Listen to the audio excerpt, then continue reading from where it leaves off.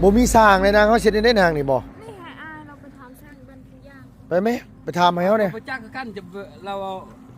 ไปทำมึงอยู่เฮือนเราทำมึงนั้นเห็นเราเคยไปเห็นจะไปทำอยู่เฮือนนะยันเราอยู่หรือบ่อยู่กี่เรามานี่เราเคยให้เดือนอยู่บ้านสร้างเห็นโดยไกลจังหวัดสกีเราทั้งหมดเห็นเดือนก่อนมีแต่ว่าตามนี่แหละต้องแพงขอเอากันเอาตามนี่แหละว่าบางเทื่อก็ธรรมดาขอเอาโดยลุงเอานี่ก็ฮู้คนลาวแล้วเขาแพงโดยคณะเขาเด้โดยมีแต่ว่าเจ้าไปถามมึงไงเขาเนี่ยมาเจ้าไปถามเลยว่านั่นเอาถามบางกองประมาณสัก4 ล้านนี่นะ4 ล้าน5 ล้านนี่นะนั่นแหละขึ้นนะแบบสมมติเฮาถามว่าลุงนี่แพงแล้วเอาน่ะโดยคนถามคงมีว่าจะถ้าลุงมาก่อนโอ้ดุเธอเฮ้ยแข็งหมอยดุป้าเฮ็ดแต่เช้าบ่อยนะ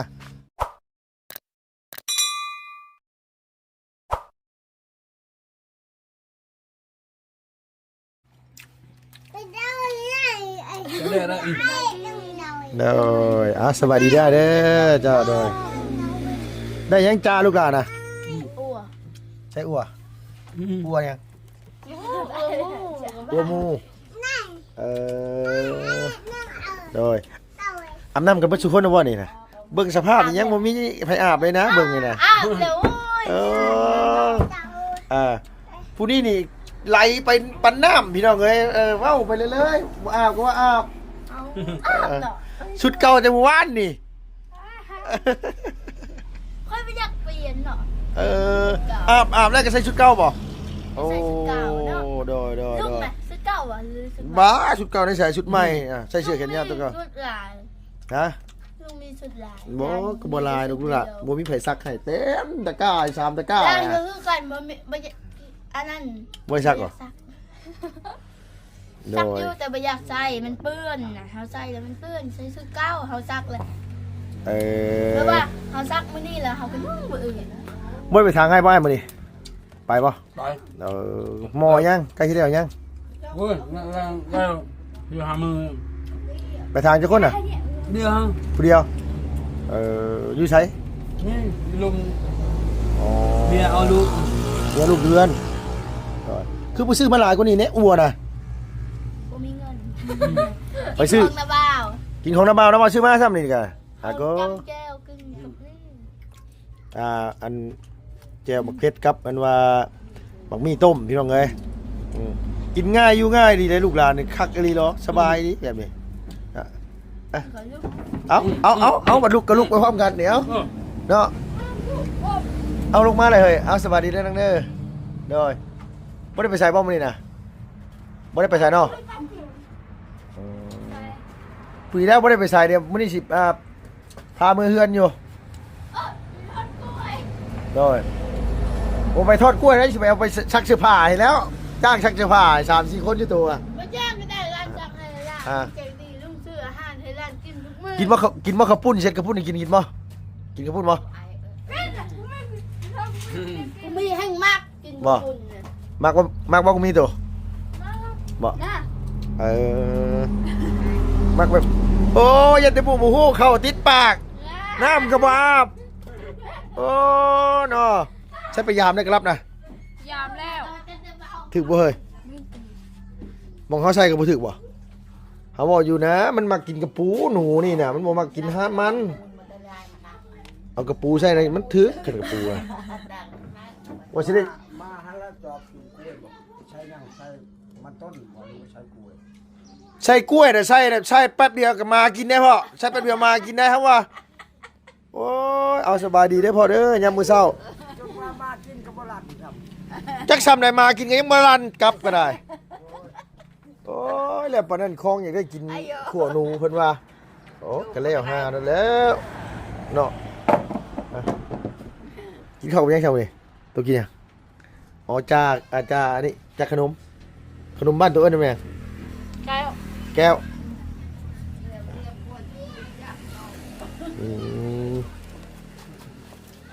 เล็กเพื่อนแต่จริงเพื่อนไปเบิดแล้วบอกว่า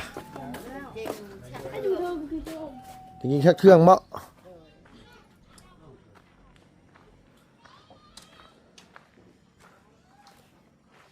โอ้อยู่พุ่นพี่น้องเอ้ย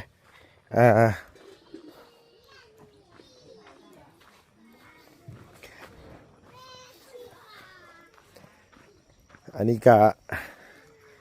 ยังบ่ทันได้มีสร้างอยู่โอ้มาวันนี้8 มิลลินบาทนี่ตัดออกยังต้นมะขามนะบ่คือตัดต้นมะขามออกโอ้ว่าสิเอาห่มอยู่บ่นางตัดทิ่มยังต้นมะขามนะ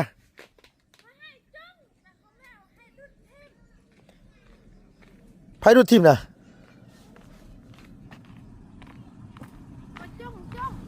คือบ่จงไว้ต้นมะขามมะขามให้ปลูกนี่นะเอาเขาคุดมาตันทางเขาเสียวลงเฮ้ยน่ะ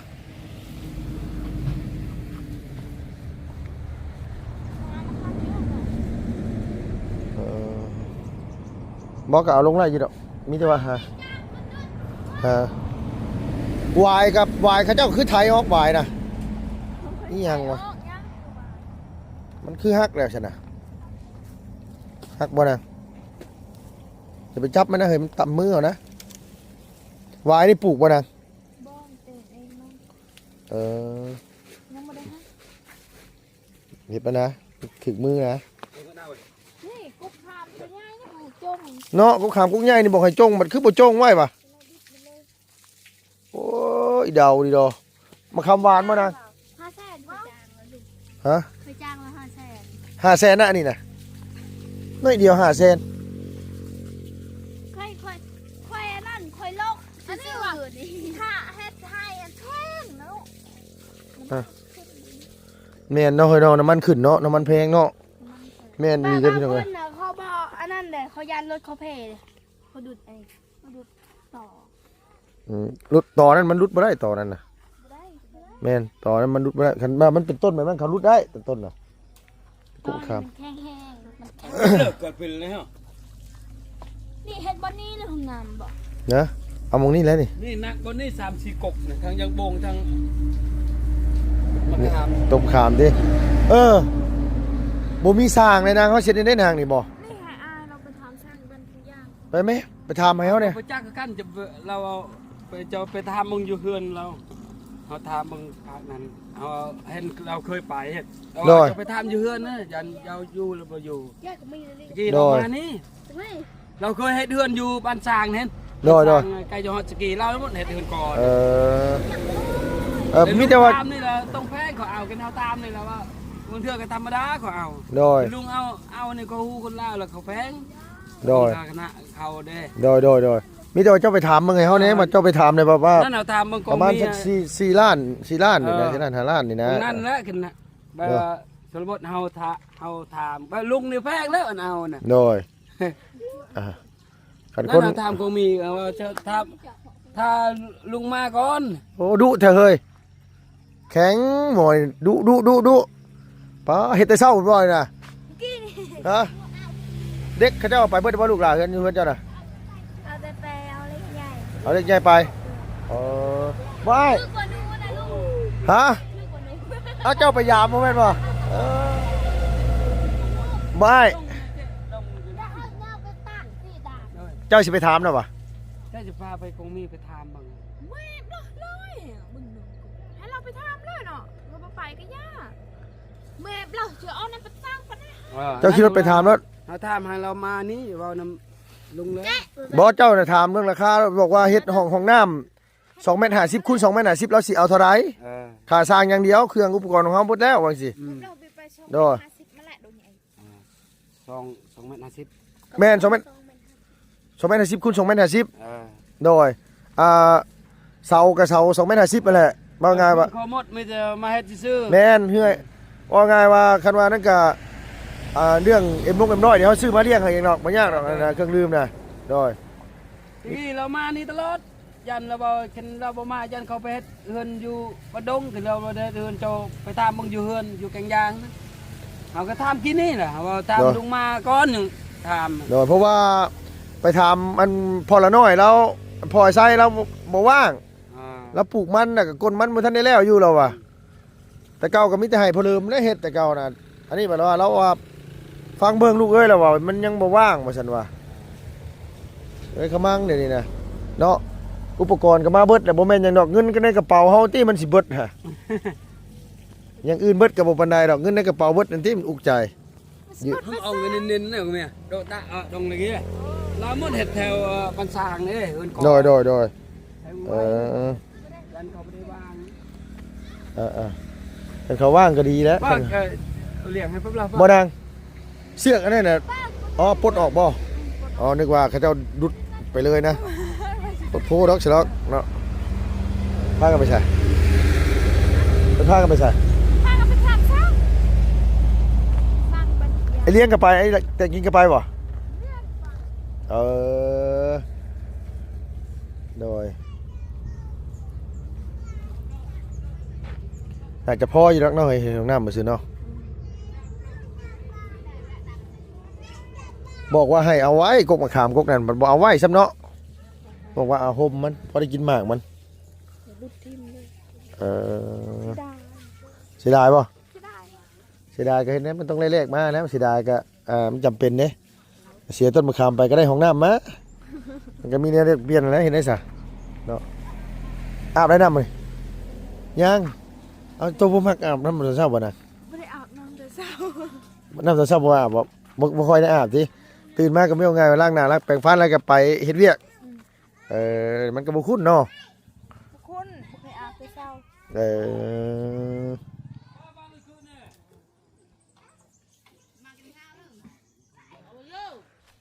ได้ผู้ช้างกินพักพ่อแต่บังมี่เลยเนาะกินง่ายหน่อยเนาะบ้านตัวเนาะกินง่ายเนาะ กินง่าย กินยังก็ได้เนาะล่ะเนาะ ว่าบุมียังกินกับไปเฮ็ดเวียกเลยแต่เช้า บางคำมึงยังกินเฮ็ดเวียกเลยโพดโพ เขาเคยนั่นเลย โดยอย่าเว้าคันว่านั้นอย่าเว้าแพงน่ะเด้อขอน้ำข้าเจ้าแน่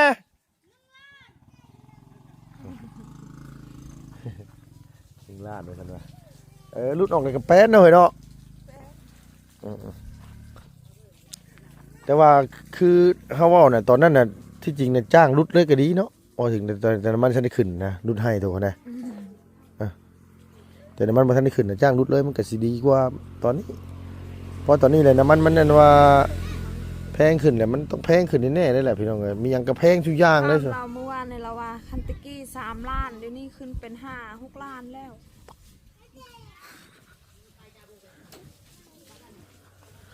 รุดตะกี้ก็ดีคือกันเนาะ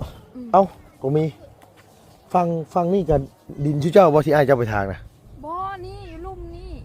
เทิงหันของเขา กล้วยพังนั่นกับหักโตบ่เนี่ย ของอาซาว อ๋อดินลุ่มลงไปนี่กับมีคือกันบ่ของพอตัว ตัวลุ่มนี่แล้วนี่กบไม้ใหญ่ อ๋อก็ไม่ใหญ่นี้ แม่น ที่อ้ายแล้วทางอยู่แถวนี้เนาะ เท่านี้ อันนี้มันยังเป็นป่าหน่อไม้อยู่เป็นบ่นะยับน้อยไปหาหน่อไม้อยู่นี่ก็ได้เนาะ ได้ บ่ตัวกินแล้วเขา กินแล้ว ได้กิน ตะมูมี ต้องมีอีกแล้วต้องมีอีกแล้ว ตะมูมีเห็นมั้ยจักสิเป็นหยัง เดี๋ยวไปถามละบอนกันละบอนใส่หนูนะลูกอะฮะโยจะไปลักปลดออกมาจากบ่ยังเมื่อคืนนี่ลักปลดออกของกันมาจากอันนี้ บางข้าว โดเจ้าเอาสบายดีเด้อกินง่ายดีโล นี่คือ ผักนาว ต้มผักเน่าเจ้าบอกเพชรผักเน่ามีแต่ผักกับผักทั้งนั้นเลยเนาะบ่มีอาหารเลยขมั่งเลยเฮ้ย มื้อกินแบบนี้แหละ กินแบบนี้จะได้มากินง่ายอยู่ง่ายสบายเนาะ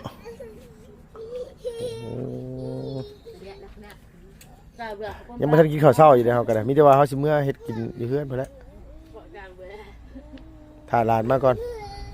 บ่เมื่อแต่เช้าสิเนี่ยเขาเจ้าบ่ทันได้ตื่นบ่อยากกวนเขาเจ้าเฮาน่ะเจ้ายังพากันตื่นอยู่เลยเมื่อสิตัวเมื่อเขาเจ้าบ่ทันได้ตื่นก็กวนเขาเจ้าอีกฮะไข่ก็บ่ซื้อมาไว้ให้เนาะไข่ก็ซื้อมาไว้กว่าเวลายามมื้อเช้าพอได้ขั่วกินต้มกิน ของมีนี่ประหยัดดีของมีนี่ ถ้าไฟประหยัดเลยบ่มีเงินก็ประหยัด ประหยัดดีนาง เงิน นี่โอ้ ให้คนดิบ่แล้วจ้างเขาทางส่วนแน่ ก็เจ้าไปทางนะบ่น่ะ ไปทางแล้ว มื้อนี้นะโดยบ่ได้ซื้อเอ็มร้อยมาฝากกับเจ้าเนาะจะไปเบิ่งอยู่ในสวนน่ะฮะตอนแรกจะไปเบิ่งเนาะอยู่ใกล้กันบ่ได้2คนเพิ่นน่ะเนาะ ผิดกันตลอด อยู่ใกล้กันก็บ่ได้มีแต่ใส่กันตลอด มาขายมีอย่างไหน bà cài sao phải về เอาของกึบ่ใช่บ่เพิ่นว่าน่ะ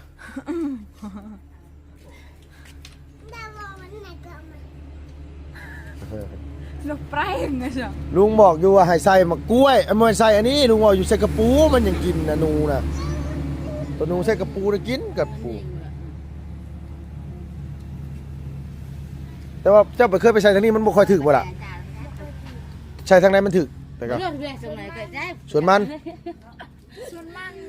น่ะ tao mới xong răng thì nhẹ chứ ส่วนมันที่ว่าเฮาไปปลูกมันส่วนชาวกมีพุ่นบ่ bị chừng bực không เออ nhưng mà tao người bà thôi มื้อแรงไปใส่พุ่นเนาะมื้อแรงเนาะ hai bọn ได้บ่ บ่ได้ก็ไปเลยเนาะอ่ะ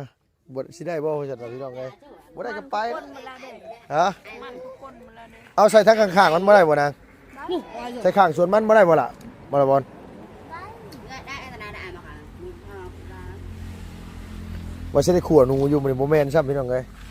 ต้องไปหาซื้อแล้วอยู่พุ่นแหละอยู่บ้านกระลุกพุ่นแหละอ่ะบ้านกระลุกก็หลายเนาะไปปล่อยหนูอยู่หั่นแหละมื้อนั้นน่ะ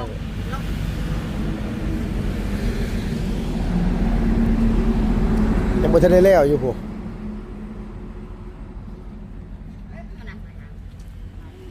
พอเราอยู่เฮือนบ่นะพอจริง เพื่อนอะ ๆ ยันเราไปสวรรค์แล้ว ไปเลย ไปแล้วเพื่อนเพื่อน เดี๋ยวไปอันมาเพื่อนอันมาตะกี้กันแป๊บนึงนะพี่น้องไปเบิ่งกันว่าเพื่อนตะกี้ก่อนเล็กราคาหุ้นเฮาอันว่า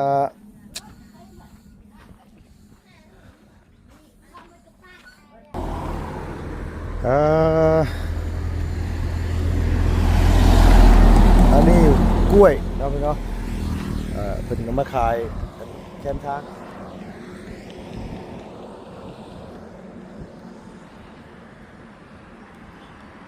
ถนนทางก็งามเลยพี่น้องเอ้ยเนาะเรื่องมากๆ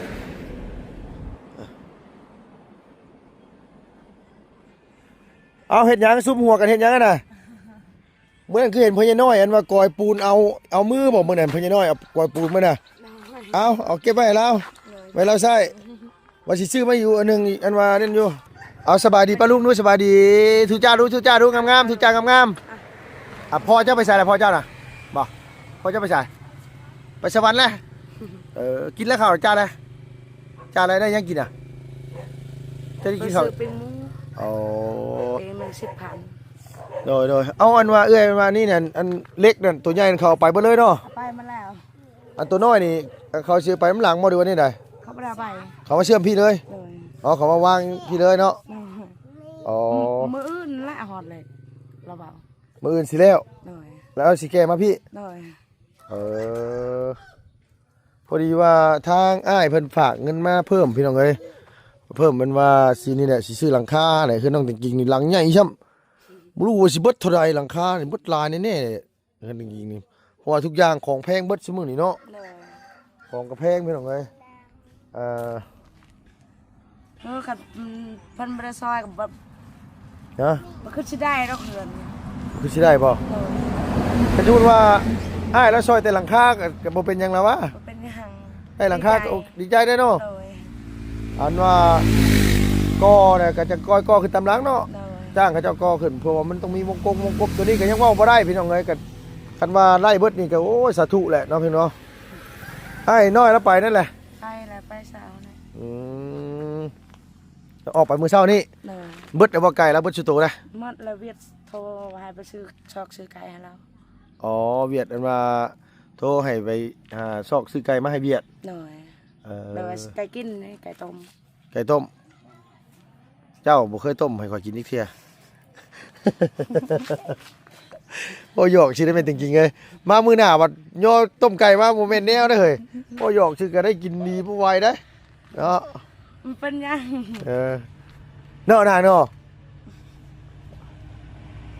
อ้ายผู้เพิ่นซอยอันว่าเฮือนเจ้านี่ก็อายุซ้ำพ่อตะกิงนี่นะอายุเราซ้ำกันกับพ่อตะกิงนี่แหละอายุพ่อตะกิงแล้ว62อ้ายเรา63อ้ายเราให้อายุหลายกว่าพ่อตะกิงซับเขาเจ้าเฮ็ดหยังเฮ้ยน่ะบ่ว่าเขาเจ้าเฮ็ดหยังคือต้นไม้ติงนวลๆอยู่ ทางไง ฮะ ทางไง แม่นบ่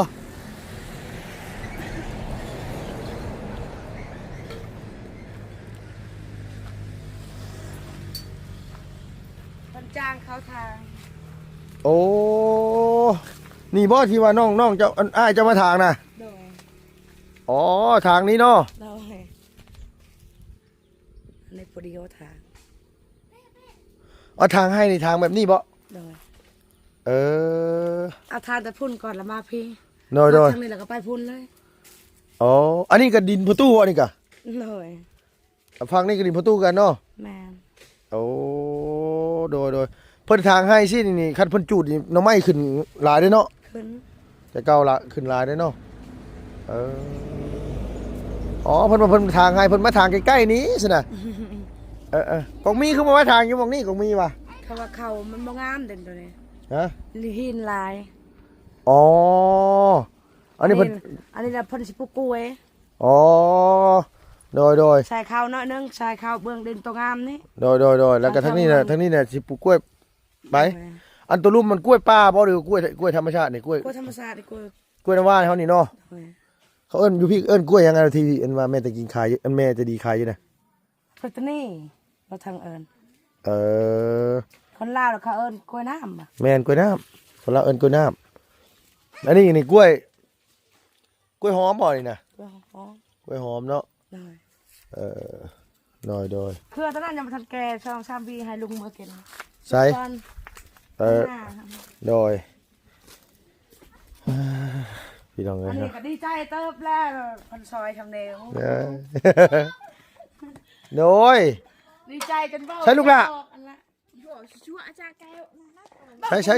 ชอบห้ากินขนมลุง ฮะ เล็กน้อยชอบห้ากินขนมเพิ่นว่าเฮือนค่อยค่ายขนมจะค่ายน่ะลุง เออ คนข้าวห้าอยู่ไหนลุงกินบ่ บ่กินลูกล่ะ ท่านไหนคนข้าวห้า เอา เพื่อนนำกินนะ